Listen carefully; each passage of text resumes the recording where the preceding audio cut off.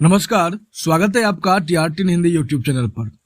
बहुत सारे लोगों का सक्षमता परीक्षा 3 के एडमिट कार्ड को डाउनलोड करने में परेशानी हो रही है और इनका बहुत तरह का कमेंट्स आ रहा है। तो आज की इस वीडियो में आपके सारे सवालों का जवाब देने वाला हूं।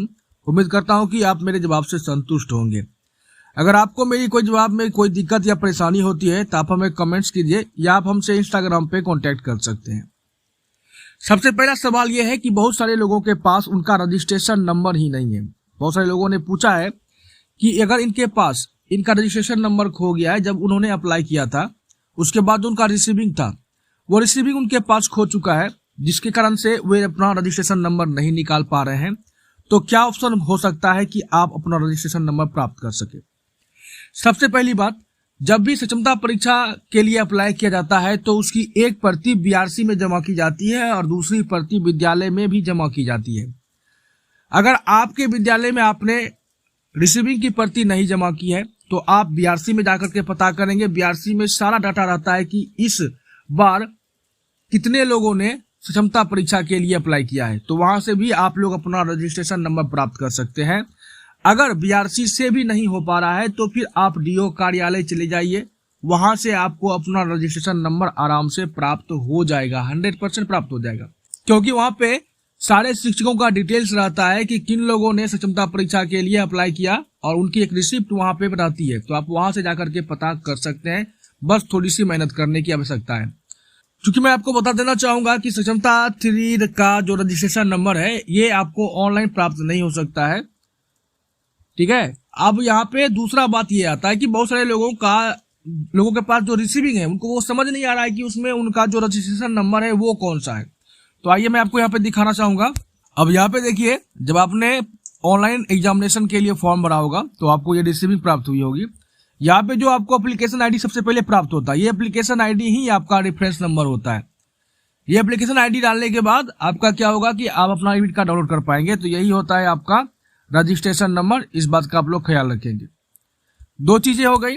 अब यहाँ पे मैं आपको एक चीज बता देना चाहूंगा कि बहुत सारे लोगों का कहना है कि जब वे लॉगिन करने जाते हैं यहाँ पे रजिस्ट्रेशन नंबर और जो पासवर्ड है वो सही डालते हैं, फिर भी क्या है उनका इनवैलिड लिखाता है और उनका क्या हो रहा है कि ये डाउनलोड नहीं हो पा रहा है। तो यहाँ पर एक चीज आप ध्यान देंगे, कहता है your date of birth will be your first time log in password, kindly change your password with combination of alphanumerical symbolic upper case and lower case with minimum length of 8 characters।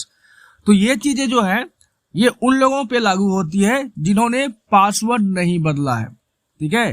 अगर आपने login करते वक्त, registration करते वक्त अगर आपने password बदला है, कुछ भी पासवर्ड आपने बनाया है, जैसे मान लेते हैं कि आपने पासवर्ड बना लिया उस टाइम में ram@1234, तो अभी भी आपको वही पासवर्ड काम करेगा। आप अगर डेट ऑफ बर्थ डालेंगे तो फिर आपका यहाँ पे इनवैलिड हो जाएगा, आपका एडमिट कार्ड डाउनलोड नहीं हो पाएगा।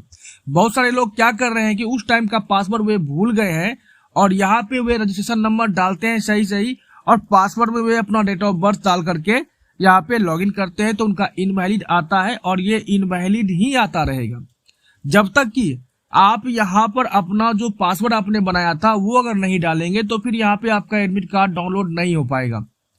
इसलिए जो आपने रजिस्ट्रेशन के वक्त पासवर्ड बनाया था उस पर ध्यान दीजिए, यहाँ जो लिखा हुआ है इस पर ध्यान नहीं दीजिए।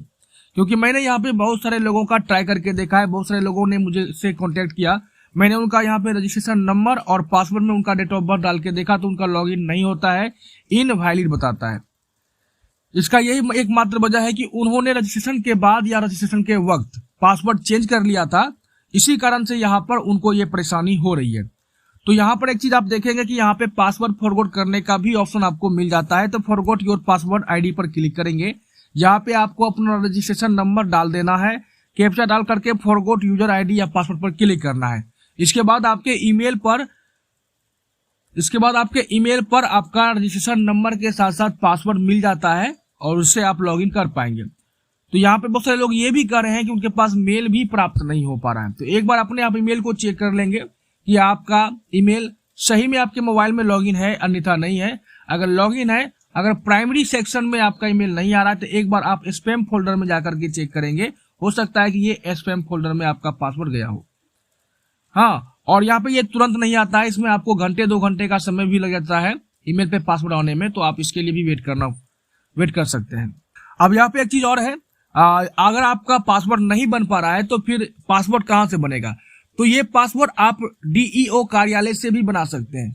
वहां सभी जाने के शिक्षक बाद साथियों को मेरा प्रणाम। नमस्कार, स्वागत है आपका टीआरटी हिंदी यूट्यूब चैनल पर। और आपको एक नया सक्षमता 3 का एडमिट कार्ड जारी कर दिया जा चुका है और 23/7/2025 से आपकी परीक्षा होने वाली है। ऐसे में बहुत सारे लोगों को एडमिट कार्ड डाउनलोड करने में परेशानी आ रही है, उन्हें लिंक नहीं मिल पा रहा है, क्योंकि जो एडमिट कार्ड का लिंक है अब चेंज कर दिया जा चुका है और जो वेबसाइट है वो भी बदल दी जा चुकी है। तो आज की वीडियो में आपको पूरा प्रोसेस बताऊंगा, इसके साथ साथ जो एक्टिव लिंक है डाउनलोड करने का वो भी मैं आपको वीडियो के डिस्क्रिप्शन में दे दूंगा। करने के बाद आपको पहले जो वेबसाइट थी वो थी BSEBsakshamta.com, लेकिन अब इसे बदलकर सेकेंडरी बिहार बोर्ड ऑनलाइन.com वेबसाइट को आपको विजिट करनी है। यहाँ आप देखेंगे इंपोर्टेंट लिंक्स के अंदर डाउनलोड एडमिट कार्ड फॉर सक्षमता 3 एग्जाम 2025, आपको इस पर क्लिक करना है।